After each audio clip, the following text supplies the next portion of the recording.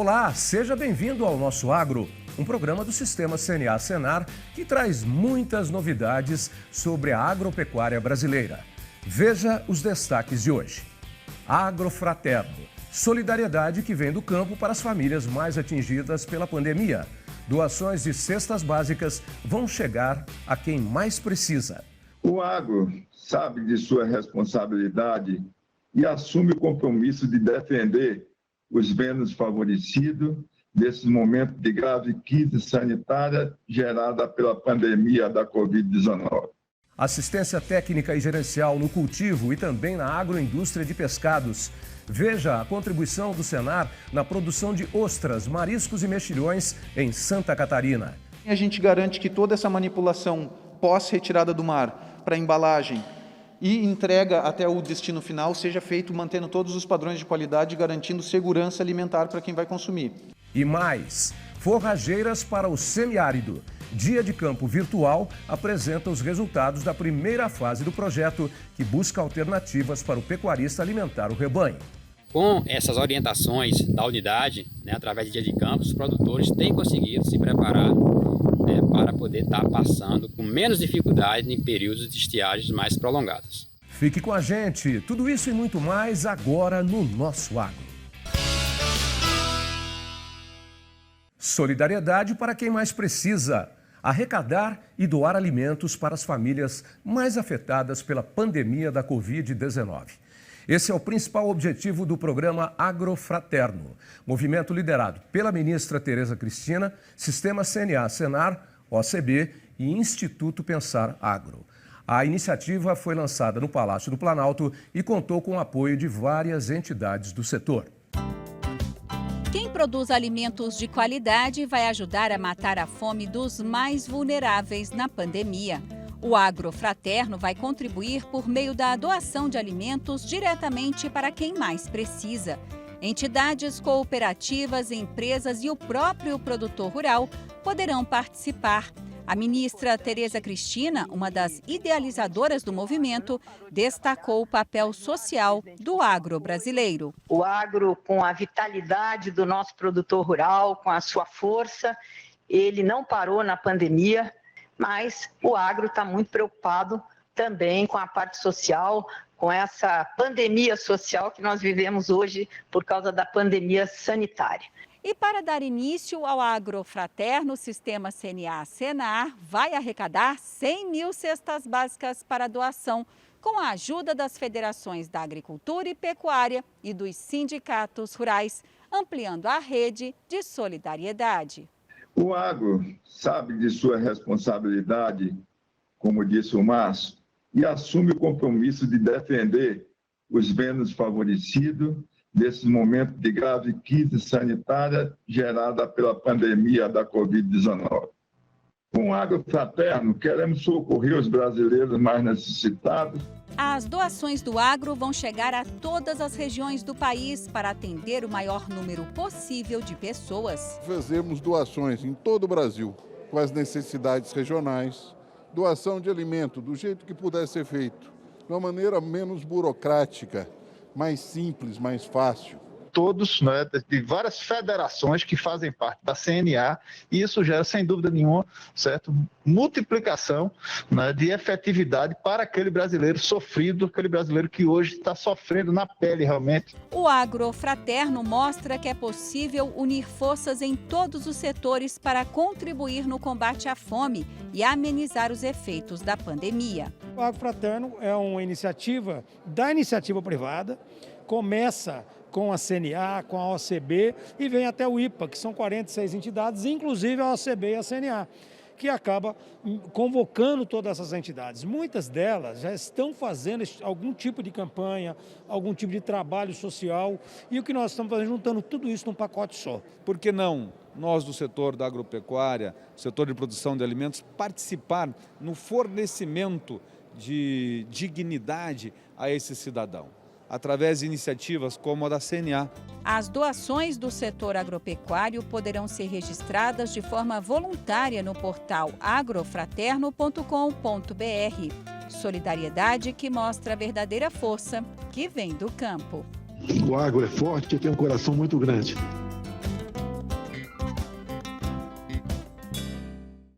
Você sabe como são produzidas as ostras, os mexilhões e os mariscos? Em Santa Catarina, um cultivo que começou de forma familiar evoluiu para uma empresa consolidada. Esse desenvolvimento conta com assistência técnica e gerencial do Senar no manejo, na gestão e também nas boas práticas de produção na agroindústria. Os primeiros raios da manhã contornam a Serra Catarinense e assim começa mais um dia de trabalho em terra e mar na rotina do Vinícius. O produtor encontrou na criação de ostras e outros animais a oportunidade de seguir um sonho. Há 18 anos, ele deixou a vida agitada no centro urbano para tocar a própria fazenda marinha.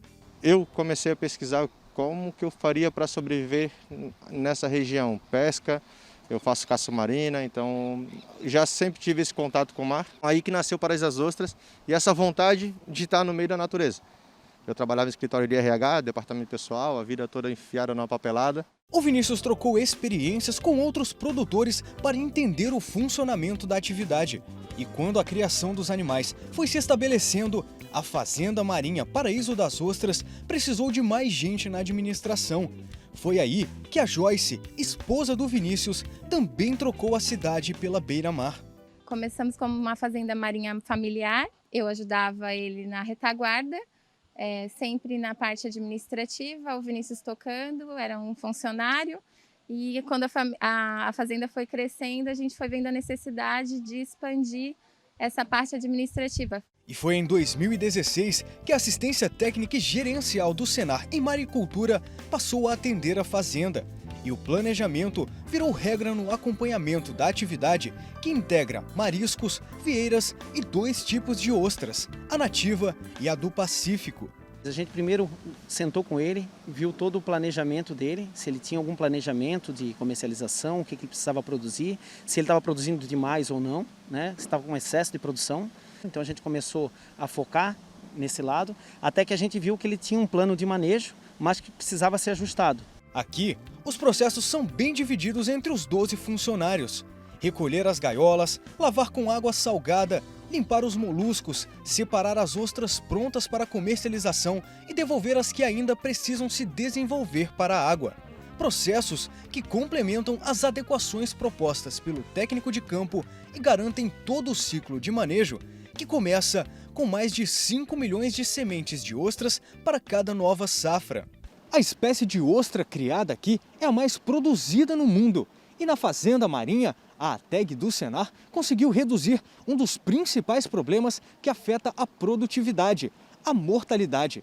Depois do início do acompanhamento técnico, a taxa de perdas na produção dos animais caiu em 10%. Isso já é muita coisa pelo volume de produção, né? Então a gente conseguiu através dessas ações que são o plano de manejo. Como eu tinha conversado com o produtor, ele tinha um problema de calendário onde atrasava muito e isso ia acumulando. Então ficava ostras velhas, ostras com muita incrustação, dava muito mais mão de obra. Menos mortalidade é igual a mais produção. Somado a isso, a Fazenda Marinha acumula as principais certificações nos serviços de inspeção, podendo vender os animais em todo o país. As certificações mostram a qualidade, que mantém padrões de conservação e de validade dos alimentos. Outro diferencial foi a chegada da assistência técnica e gerencial do Senar para a agroindústria de pescado, que desde outubro do ano passado ajuda o produtor nas exigências sanitárias, como esta estrutura de sala de inspeção e controle. Tanto as ostras quanto os mexilhões, eles passam por uma lavação ali na área externa, na área de produção, para retirada de uma primeira camada de material que vem do mar.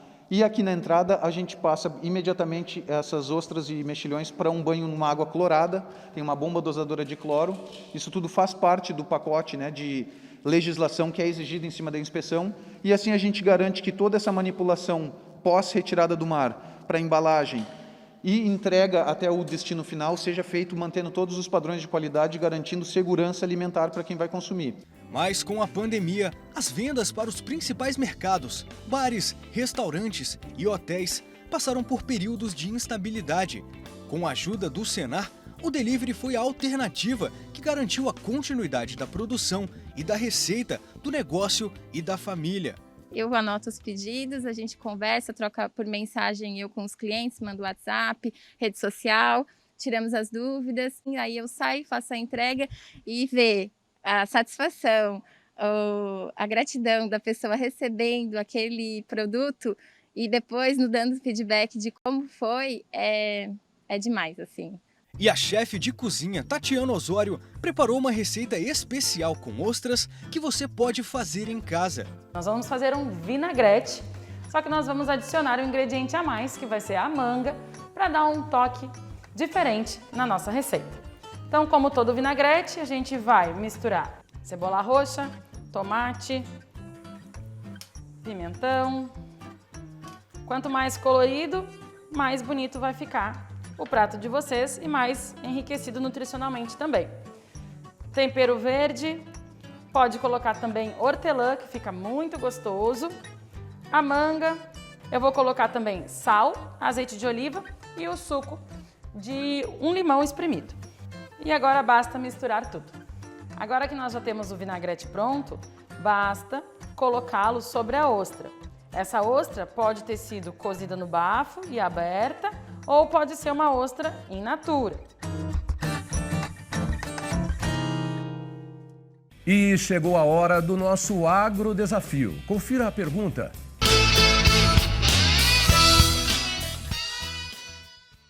Qual dessas frutas tem origem na América do Sul? Laranja, banana, manga ou abacaxi? Já sabe a resposta? Não? Vá pensando. A gente te fala depois do intervalo.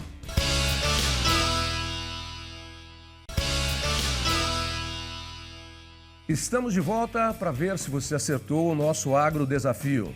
Vamos conferir. Qual dessas frutas tem origem na América do Sul? Laranja, banana, manga ou abacaxi? Quem apostou no abacaxi acertou.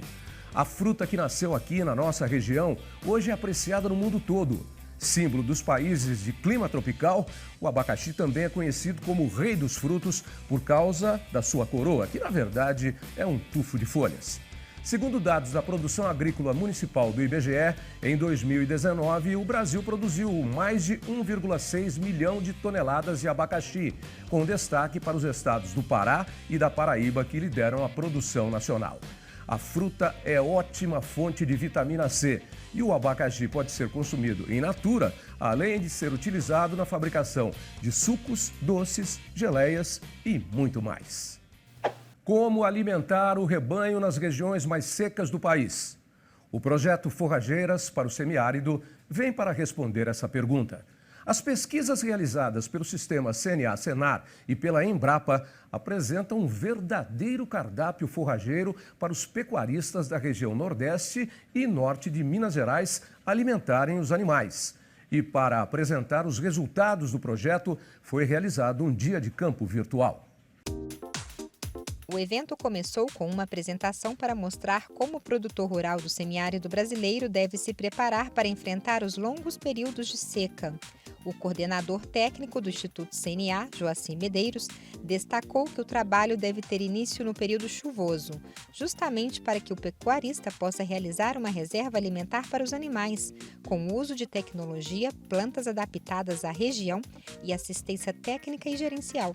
Tudo para manter o sertão produtivo e as famílias no campo. É importante que nesse momento aqui as propriedades elas estejam preparadas em sistemas de armazenamento de água, sistemas de armazenamento hídrico.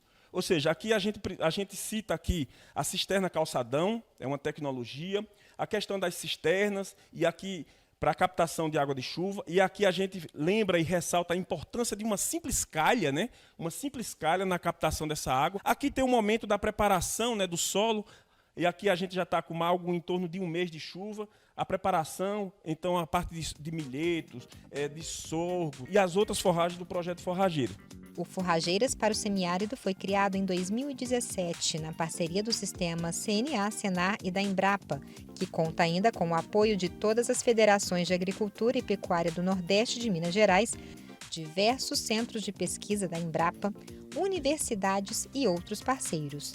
Atualmente, mais de 30 plantas forrageiras são testadas nas 13 unidades de referência tecnológica. As gramíneas perenes são utilizadas para a formação de pasto. As gramíneas anuais, na produção de silagem.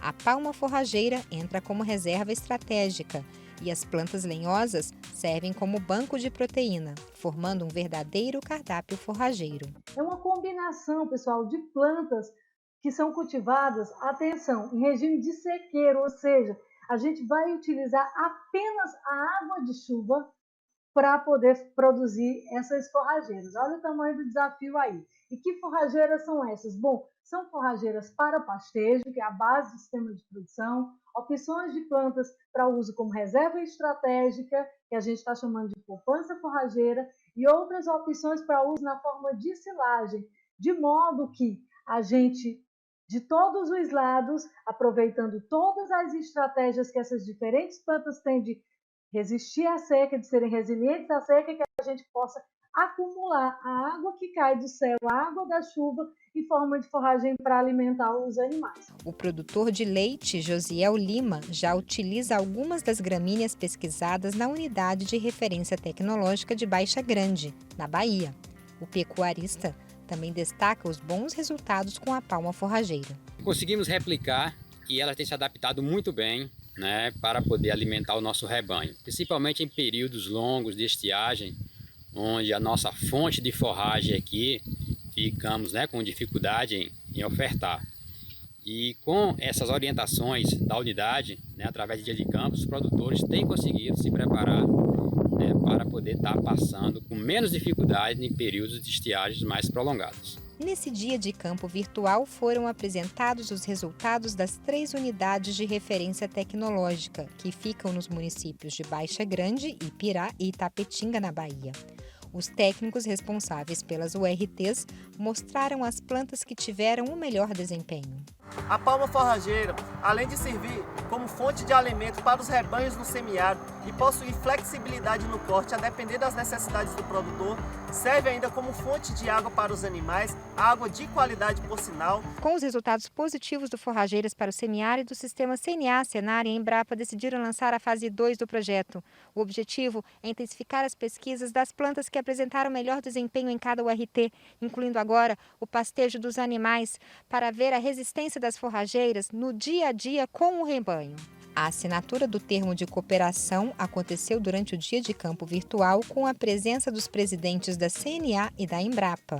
Eu gostaria de que todos tivessem consciência que o Nordeste é viável, mas precisamos garantir essa viabilidade com coisas dessa natureza, com a introdução de palmas mais resistentes às doenças e precisamos, acima de tudo, forrageiras que possam produzir matéria seca até, fibra, para poder os animais também continuarem a reprodução e serem viáveis no Nordeste. Esse projeto, tanto a fase 1 quanto a fase 2, doutor João, ele se insere numa das linhas prioritárias que hoje nós temos da Embrapa, que é contribuir para o desenvolvimento regional sustentável.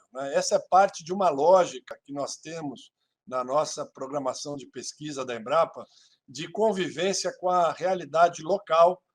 Aqui, obviamente, estamos falando do semiárido, no que tange a aspectos climáticos e socioculturais. Os resultados das outras unidades de referência tecnológica vão ser conhecidos em uma série de dias de campo, em 20 e 27 de maio e também em 2 de junho. Confira a programação completa e reveja o primeiro evento no portal agropelobrasil.com.br. Essa semana foi cheia de novidades para o agro brasileiro, como você está vendo no nosso programa de hoje. Mas o Francisco Jordão tem outras notícias importantes para você. Tudo bem, Francisco? Olá, Otávio. Olá, você de casa. A CNA participou de várias audiências públicas no Congresso Nacional para tratar de temas do setor. Na Comissão de Agricultura da Câmara dos Deputados, a Confederação tratou das questões de infraestrutura e mobilidade rural. Em outra audiência pública na Comissão de Agricultura e Pecuária da Câmara dos Deputados, a CNA debateu os critérios de sustentabilidade na concessão de crédito rural, medida que o Banco Central pretende implantar neste ano. A CNA também esteve em uma audiência pública na Câmara dos Deputados para debater a importação de leite do Mercosul. Veja o que mais o sistema CNA-Senar fez para os produtores rurais. A CNA e o Ministério da Agricultura promoveram um evento virtual para debater a regulamentação do selo arte. Já a Comissão Nacional de Irrigação discutiu uma série de iniciativas para a expansão do setor. Dentro do projeto AgroBR, a CNA realizou um workshop sobre mercado financeiro no comércio exterior. Já a Comissão Nacional de Pecuária de Leite discutiu as questões referentes ao preço pago ao produtor. Em comunicado técnico, a Confederação mostrou que os preços dos alimentos no primeiro quadrimestre desaceleraram pelo segundo ano seguido. Em reunião na Câmara Setorial de Fibras Naturais do Ministério da Agricultura, a CNA mostrou como a atividade pode ser uma alternativa para o desenvolvimento da região amazônica. Um estudo divulgado pela CNA mostra o aumento das exportações de soja e milho pelos portos do Arco Norte. A CNA também debateu ações e medidas de fitossanidade e de tecnologia. E o Senar realizou o primeiro de 2 encontros virtuais com uma entidade de educação profissional da Austrália. Você acompanha essas e outras notícias no site CNA Brasil e nas nossas redes sociais.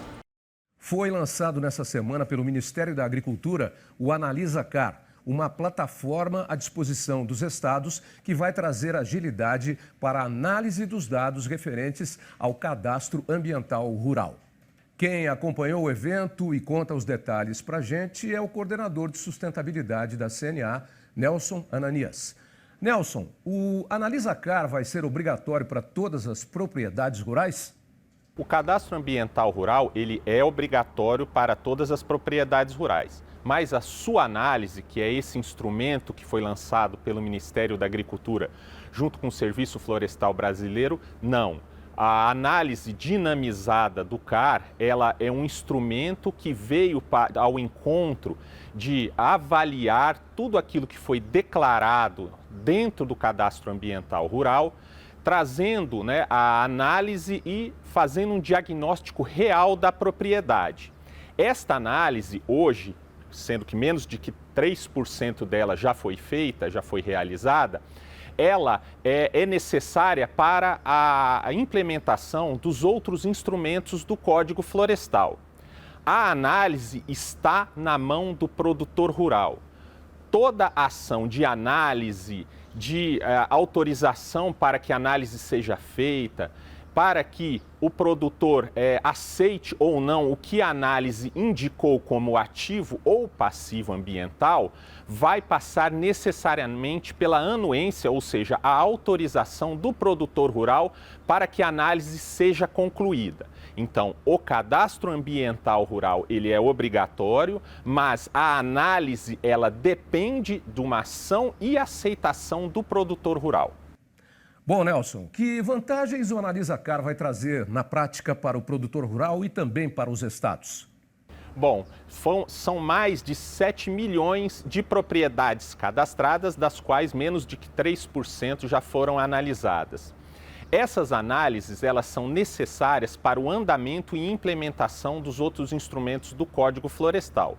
Por exemplo, o Programa de Regularização Ambiental, as consolidações existentes dentro do Código Florestal, a questão da cota de reserva ambiental, crédito rural e seguro rural, isenção de ITR, tudo aquilo que o Código traz como vantagem da adesão para aqueles usos antes de 22 de julho de 2008 são necessários.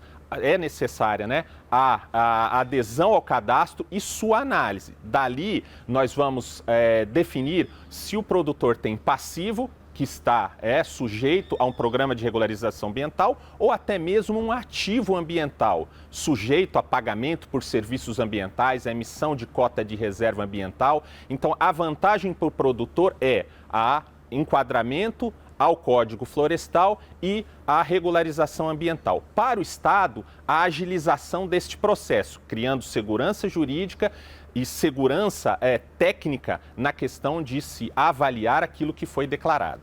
Ô Nelson, com essa análise mais rápida por parte dos estados, os produtores rurais que estiverem com algum déficit ou excedente na vegetação já vão poder iniciar a regularização ambiental? A adequação ambiental, ela depende, no caso de você ter um passivo ambiental, de ter um programa de regularização ambiental implantado no Estado. O Estado ele é responsável pela definição das regras do Programa de Regularização Ambiental e dentro dessas regras o produtor poderá recuperar a sua área de reserva legal 1/10 a cada 2 anos, consolidando produção e recuperação, poderá consolidar as áreas dentro das suas áreas de preservação permanente e todas as outras vantagens que vêm do Código Florestal. Por outro lado, o ativo ambiental ele pode render bons dividendos ao produtor rural, diversificando até sua renda, através de um pagamento por serviços ambientais, através de uma cota de reserva ambiental ou até através de um sistema de pagamentos de RED+, ou qualquer outro pagamento ou vantagem que é o serviço ecossistêmico que ele está prestando venha beneficiar a sociedade como um todo. Muito obrigado, Nelson Ananias, que é coordenador de sustentabilidade da CNA, pelas informações. Hoje você acompanhou como é intenso o trabalho do sistema CNA-Senar no desenvolvimento da agropecuária brasileira e, claro, para melhorar a vida dos produtores rurais. O Nosso Agro termina aqui. Obrigado pela sua companhia e até a semana que vem. Tchau!